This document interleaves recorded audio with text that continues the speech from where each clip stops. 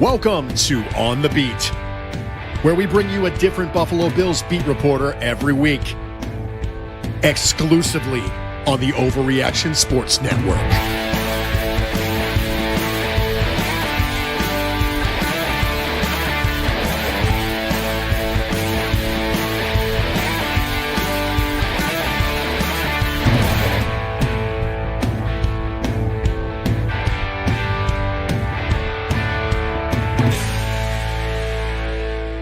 Welcome in, everybody. It's Tuesday night here on Overreaction, and we're powered by Believe, and we've got a great guest with us. One of my favorites to talk to. He is one half of the Shout Buffalo Bills podcast. Also is the Buffalo Bills beat reporter for Syracuse.com. He is Ryan Talbot, and Ryan? Yeah. You're there. There we go. There we go. This is what Joe gets. Joe wanted the night off, so he gets some glitches. But anyway, hey, Ryan Talbot with us here on the beat on Overreaction Buffalo Sports Network, powered by Believe. And Ryan's been on a few other times, and we're so happy to get him back. Like I said, he's one of my favorite guests. And real quick, man, just before I get into any particulars, any questions, I got to ask you. I was there 2 years ago when we played Miami in the snow, right? And kind of one of those games is going. Next thing you know, the Bills kind of bogged down. And then Josh Allen did what Josh Allen does. I don't know if you remember. Huge run. Sal Capaccio was getting bombed with snowballs. It was pandemonium all over the place. Just kind of your feelings of being in that place when on the 4th and 2 when Josh Allen runs it in and takes the lead for the Bills this past weekend.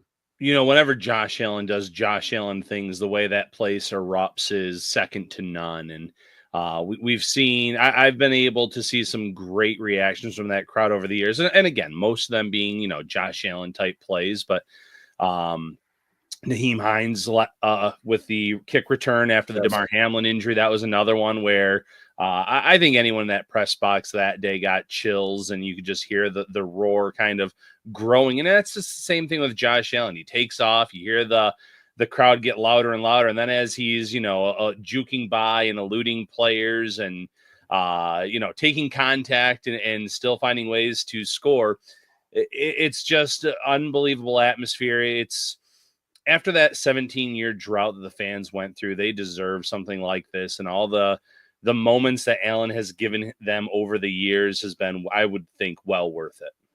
Exactly. I mean, John Fina and I talk about it all the time, and you know, I don't think people understand before that 17-year drought, the last guys that played in the playoff game were him and I.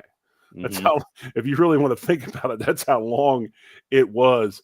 But you know, obviously, Bills, they beat the Chiefs this weekend in Orchard Park. They go to 9-2, heading into a bye week, a half point out of the first seed in the AFC.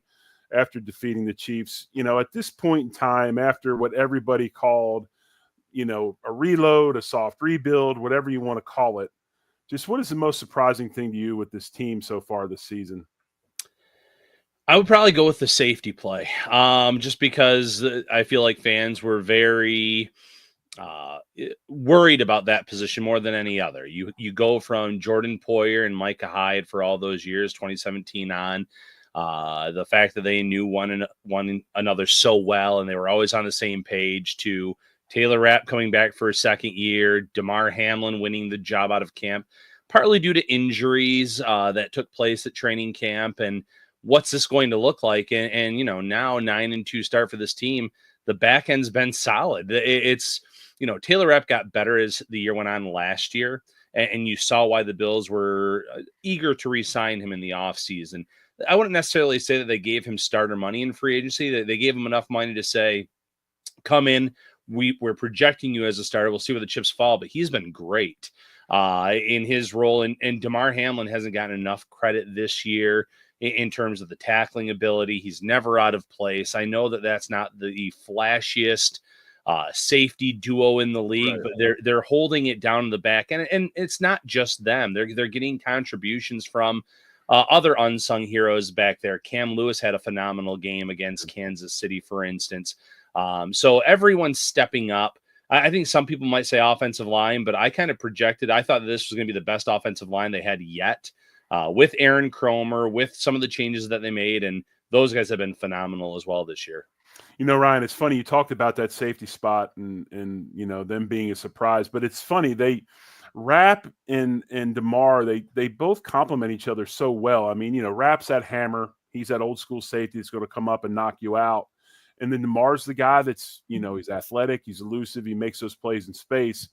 We were so used to Poyer and Hyde, obviously you talked about that a little bit, but those guys complement each other really, really well and make for a solid tandem. Yeah, absolutely. And, one big part of it that every Sean McDermott defense has that he looks for in his players, I guess is the best way of putting it, is tackling. And they have both been pretty good tacklers this season, not a lot of misses on the field. And when you can come up and make a play on a player like that, you're going to put them in those third down situations. You're going to get them off the field. That's more, that's very important to Sean McDermott. And both of these guys have been pretty sure tacklers this season. And we've got two of the best tackling cornerbacks in the league as well. I mean, Benford and Douglas are just, not only in coverage ability, but in run support. Those guys they're really good. Phenomenal. That 1-2 punch, Christian Benford and being in that same draft class, obviously, as Kyrie Elam, who was the first round pick. Benford was the better fit from day one because of the scheme, because of the zone defense that he played at Villanova. Obviously, Elam has that great athleticism, and I feel like he's gotten better every year in this system. I thought he had a nice camp, but Benford's really kind of come into his own last season. It feels like, and Russell Douglas is no slouch. He is a cornerback one in this league, but Benford's emerged as a cornerback one now too. So the Bills have two outstanding outside cornerbacks. Guys that can frustrate whoever they put in front of you. Doesn't matter if these opposing wide receivers have speed, if it's the route running. These guys are always up to the challenge. We always talk about Christian Benford having that chip on his shoulder, kind of being like a junkyard dog back there. He is ready for whoever they throw at him. And it's a testament to the Bills scouting department, the ability to find these players that fit the scheme so well. Russell Douglas, acquiring him via trade last year at the trade deadline, fitting in seamlessly in this defense. And going from last year where he had to lean on the safeties, Poyer and Hyde, asking them kind of, where am I supposed to be on a certain play? What am I supposed to do here? To this year, having a full offseason of grasping the playbook, you see how smart he is, how quickly he's picked up this system. And he just, it's going to be come January, as long as they stay healthy, knock on wood. That's going to be such an advantage for Buffalo. They didn't have Benford last year. Douglas was still learning the scheme. You throw in Taron Johnson in the slot, and that back end of the defense is going to be a real strength, no matter who they'll match up with come January in the playoffs.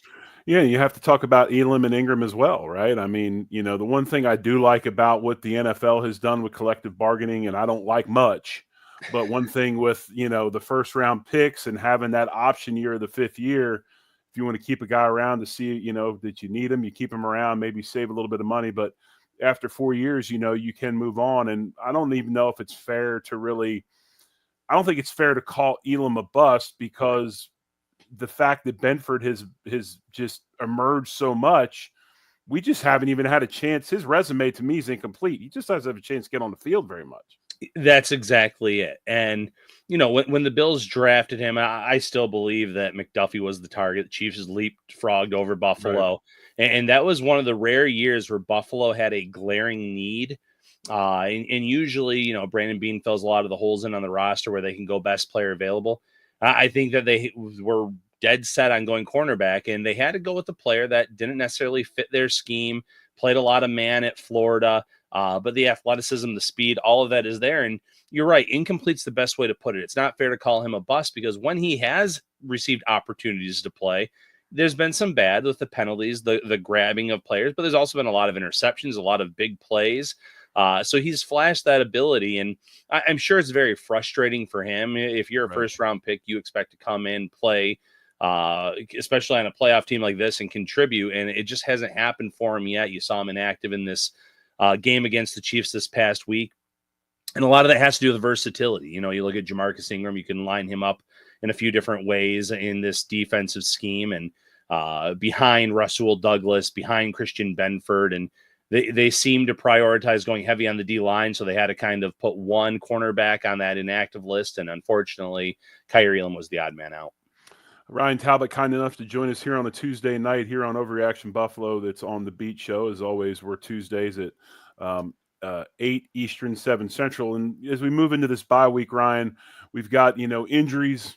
We got injuries that, we had injuries all year long. I mean, this is a team that seems to always have somebody on that list, and you're going to get that in today's NFL. But obviously, Matt Milano, Keon Coleman, we got Kincaid, Spencer Brown, Smoot, Dwayne Carter. As we move to this bye week, any post-bye expectations for any of these guys? I mean, I know it's rumored that if Milano has a good week this week, we could see him against San Francisco.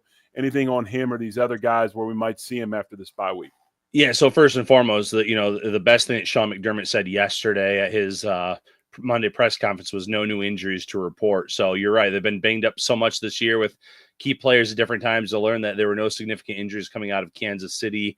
The Kansas City game was great news for Buffalo. But in terms of the guys that you mentioned, Keon Coleman with that wrist injury, I think the projection was probably 3 to 4 weeks. Wouldn't shock me if he was ready to go post-bye, if the Bills wanted to keep him out one more game. Depending on how he is healing from that wrist injury, I could see that happening. Matt Milano, the window is open. Would not surprise me whatsoever if they activated him sooner rather than later. But there is a ramp-up period that you need in terms of the practice snaps, getting him in game shape.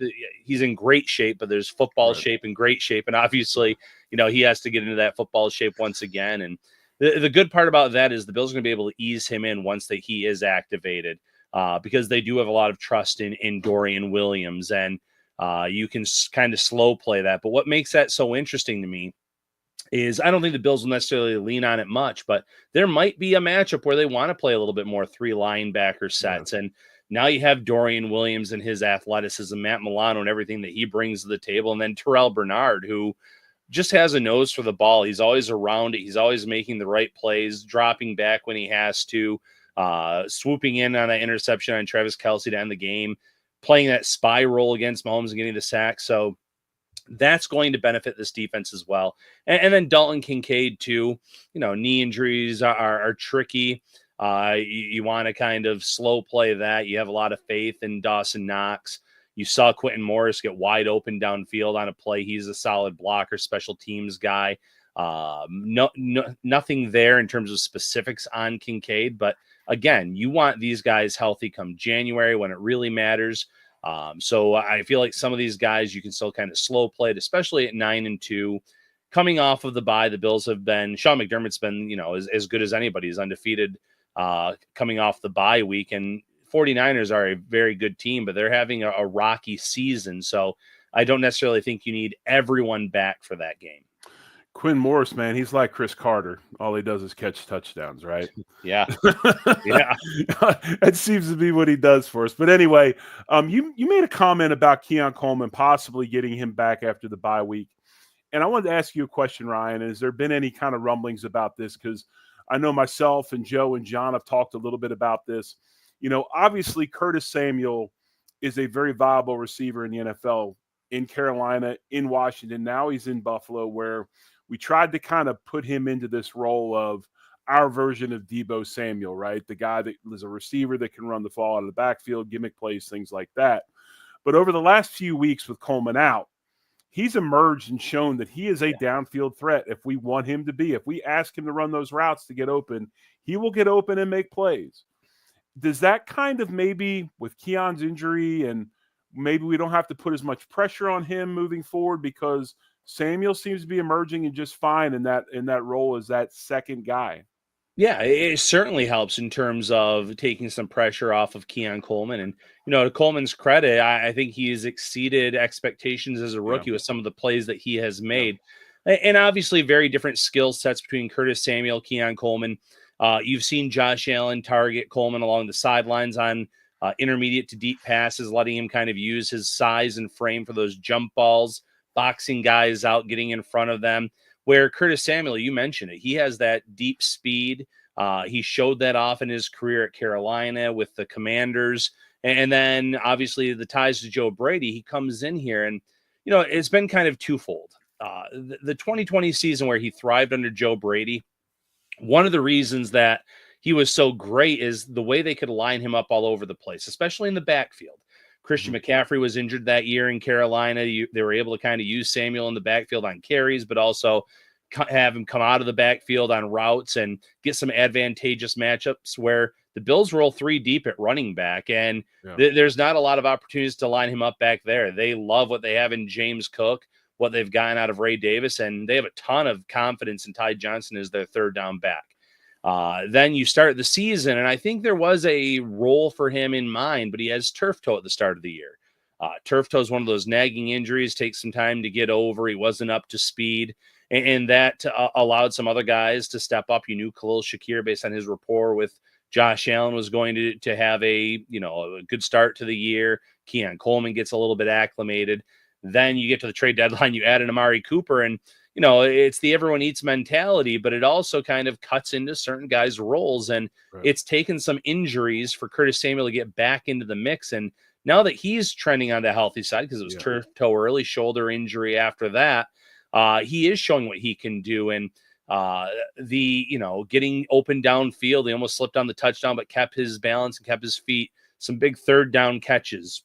There are even a few plays where he just wasn't the primary read for Josh Allen on a play, but you saw him running open in the middle of the field where you're like, man, Josh had seen him and given him the ball. He could have been off to the races. So it's a good thing to have all these mouths to feed. It's a good thing because you come January, in terms of the personnel packages the Bills want to try, you're going to be able to rotate these guys in and out, keep them fresh. And you're starting to finally see what Curtis Samuel brings to the table now that he's healthy and why the Bills are so eager to add him in free agency. Ryan, Bills are 9-2, a win and one. I think the Patriots, if the Patriots lose if the Patriots beat Miami and the Bills beat the 49ers, this is a 9-2 team that would be 10-2 and already clinching the AFC East. Okay. Even with that and all the good things that have happened this season, there's still a group, a smaller group, but still a vocal group that is always has something to say about Sean McDermott and him as the head coach. Okay. And they're a very vocal bunch. But when you look at Sean McDermott and, you look at the cohesiveness of him and his coordinators, you look at, his situational moments, his situational football, and him recognizing the other day that we've got to go for this to score a touchdown because we're not going to let Mahomes go down and score, a touchdown and beat us.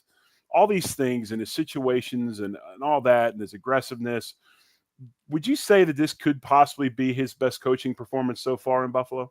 Yeah, I would say so. I would argue maybe the first season where they end up at the end of the playoff drought, they didn't have a ton of talent there. They just kind of found ways to win. The defense stepped up that season. That was a phenomenal coaching job in first year. But in terms of this Josh Allen era and the teams that they've had, you mentioned at the very beginning, they kind of use like a soft rebuild or a soft reset.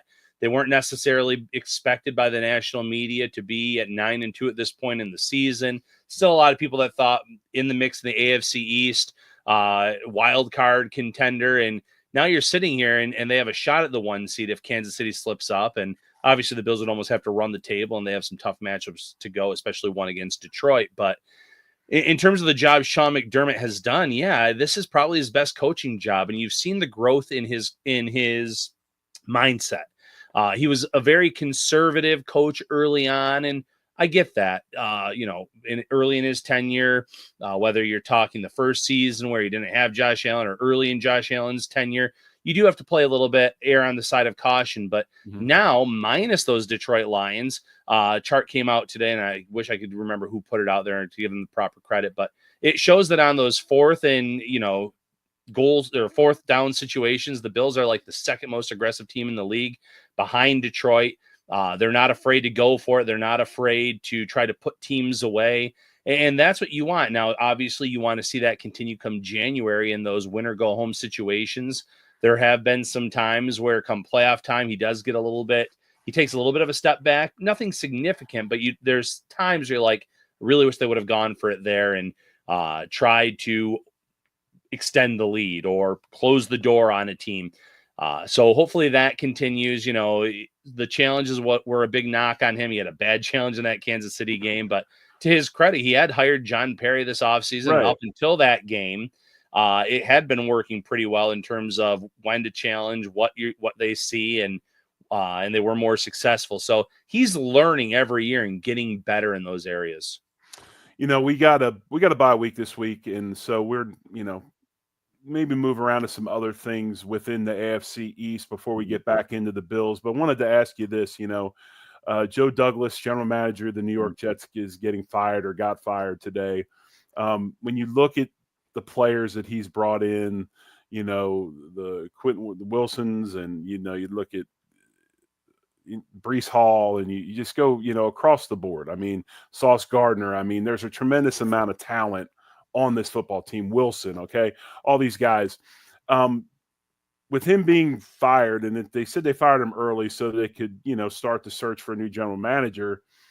I don't know, man. Maybe it's me or whatever, but to me, I don't think talent in drafting and those types of things seem to be the issue where you would fire the general manager. I mean, it just, to me, it doesn't really make sense when you look at the talent they've brought on this team and the results they're getting.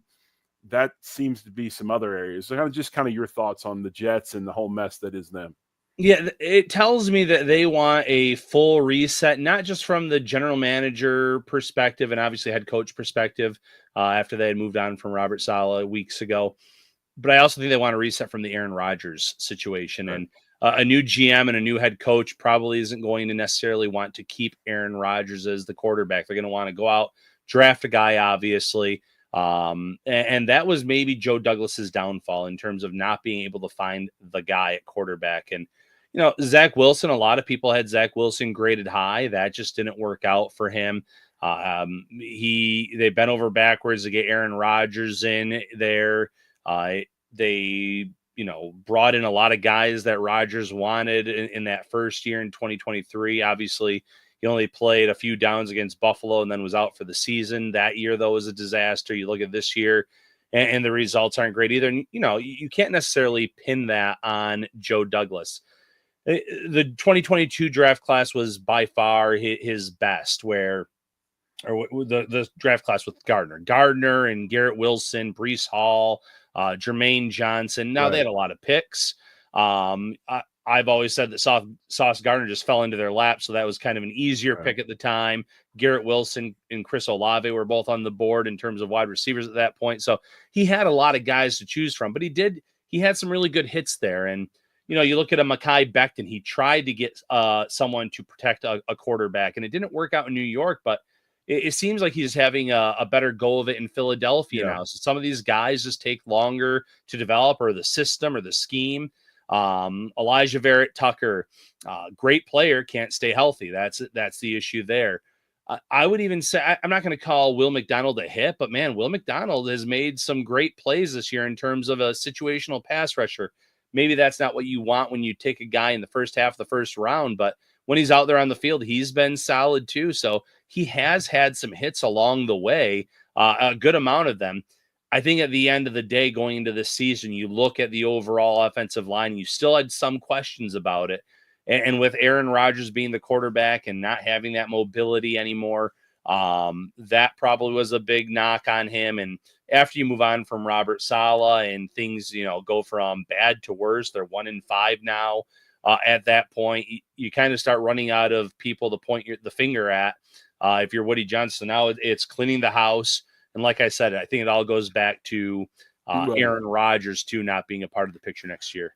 Well, I look at it as the guy that needs to point the finger himself is Woody Johnson. Yeah, 100%. I mean, it's a Jerry Jones situation almost. I mean, players and people circumvent the GM, go to the owner gets them what they want.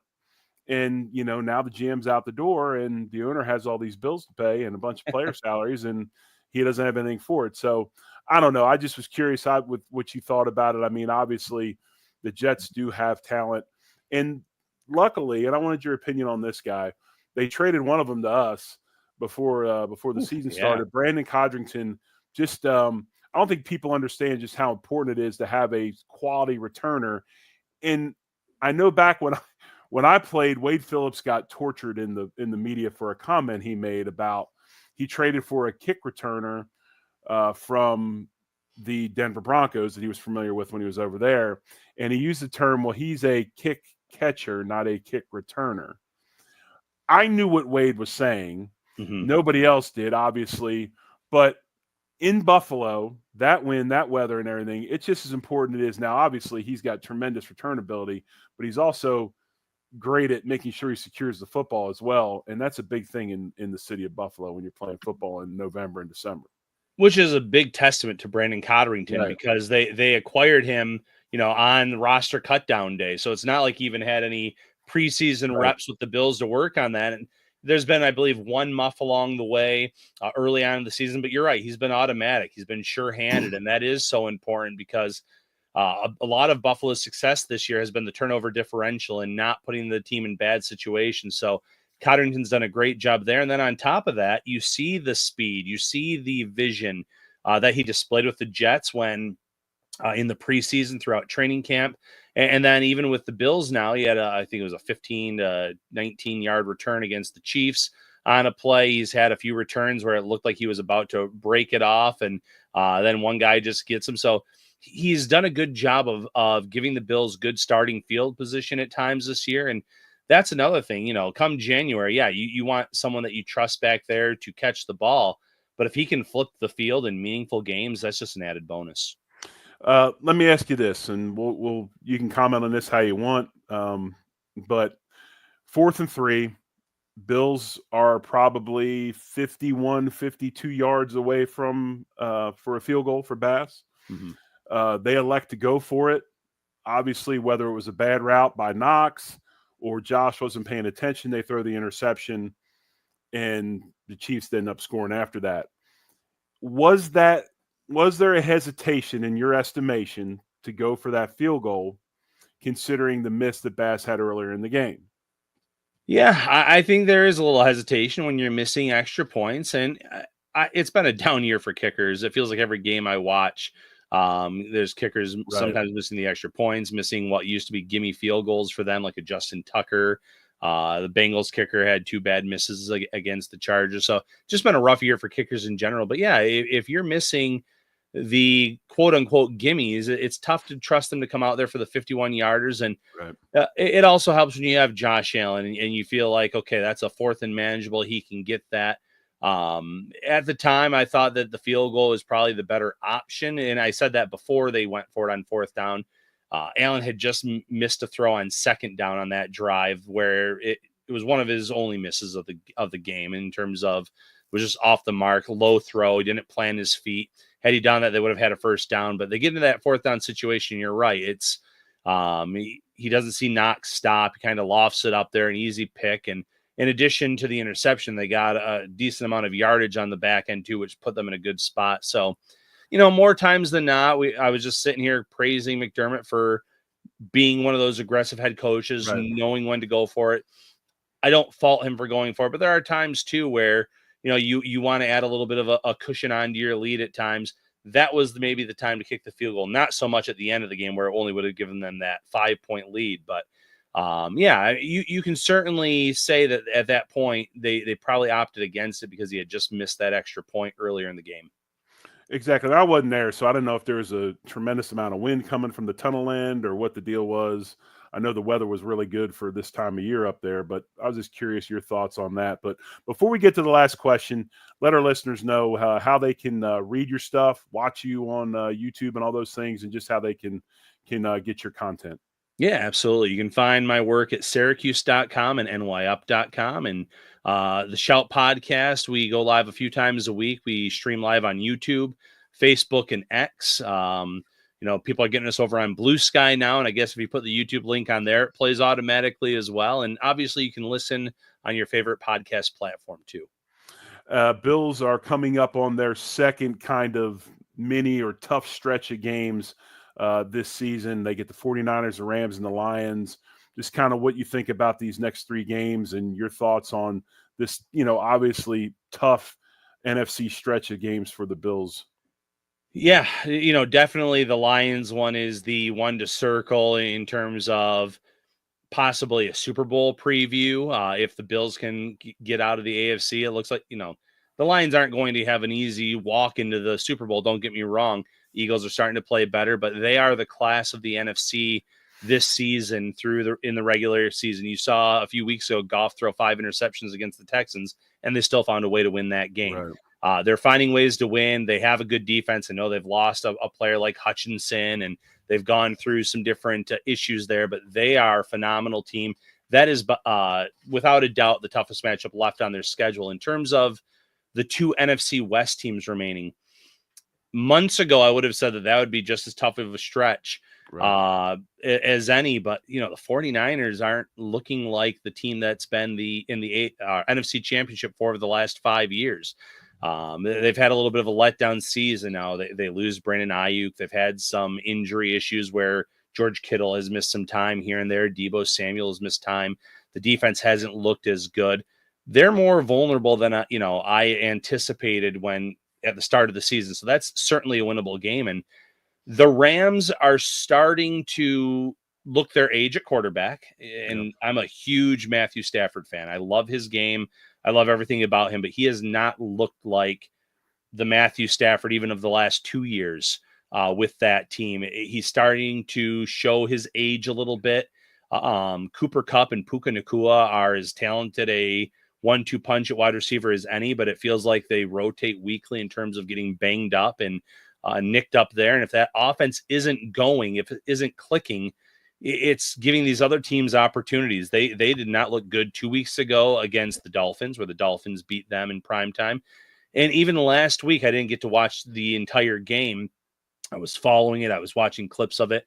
The Patriots were in that until the very end. So you would think that the Bills can show up in that game, play their brand of football. That's another one that they should win. So, after the bye, as I mentioned, McDermott is undefeated. I like those 2 NFC West games.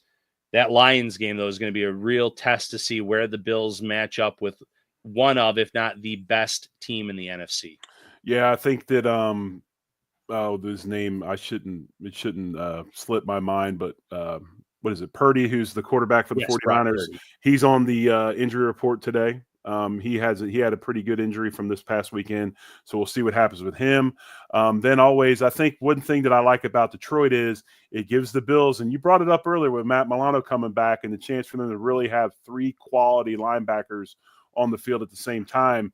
Can they right the ship a little bit from that Baltimore defeat? Yeah, because that same type of power game that they're going to run that Baltimore runs.